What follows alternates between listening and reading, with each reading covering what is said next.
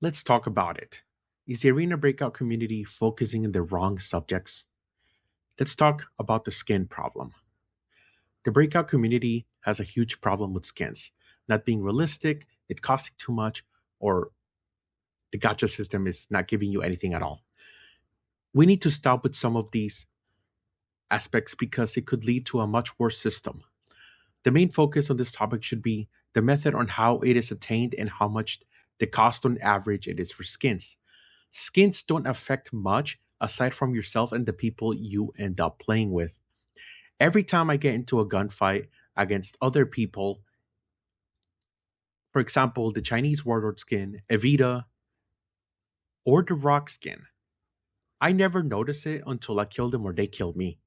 I am so focused on sounds, the guns, and what is going on that I don't notice it till after the fact.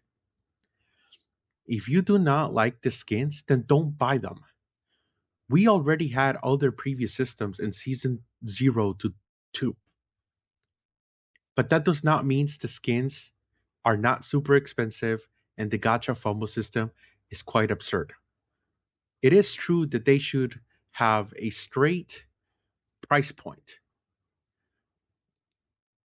but they should let us buy it if we want it, not having to roll for $200 and still not even be halfway to getting nothing.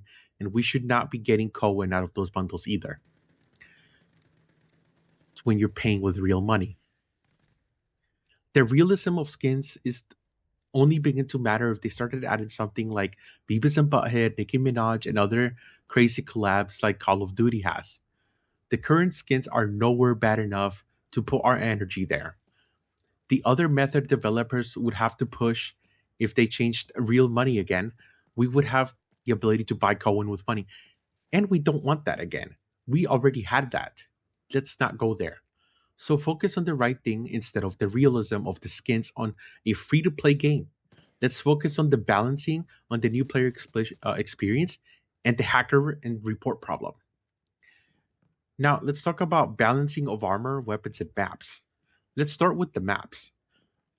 Developers, if you ever see these, please, for the longevity of your game, you need to improve the low level experience. It feels so terrible when you queue normal lockdown farm and someone decides to break down a U191 and one taps anything you can bring. They also have a 3 billion stash amount, so even if they lose, it means nothing to them. That's fine, I guess. But they should not be able to bring fully broken down U191 or other weapons with zero penalty for rebuilding it in game and losing no loadout slots or anything. No tools needed, no real time to build. The weapon you're just able to bring the most broken armor that no new player is able to compete at all with. There needs to be a limit on farm, normal, and or lockdown. For example, at least nothing higher than tier 4 and the price amount possible to stop players from just bringing the most broken stuff and have no risk of dying because everyone they queue with is low level players that don't know any better or can't afford to bring that kind of gear just yet because they only have like a 5 million stash. Now, the bots are fine for low levels, but there should be some sort of way to increase the value of bots and or difficulty as players get higher level. I know there is a PvE mode coming soon as next season, but we shall see. And let's talk about weapons. We need more weapons to be viable. Stop nerfing everything into the ground, buff other weapons, cheap weapons too. That way people can use any weapon they actually like in real life or are a fan of. I also would like to see other weapon variants be viable with other playstyles for later in the game. Right now, armor at a certain point and guns are just don't mean anything. It's either leg meta or bring red ammo and tap anything. And if you don't compete with the same meta armor, you absolutely have no chance when they have the most broken meta gun and yours does nothing. The hit registration and calculation at times is just atrocious. We need to adjust something for the server tick rate or something. It's 2026. We cannot be having peer to peer problems like it's 2004. My final thoughts on the current status of the game. This game is not Tarkov. This game isn't realistic and it never was. Stop focusing on that. The only similarity this game has to Tarkov and other games is it's an extraction shooter and it has inventory management.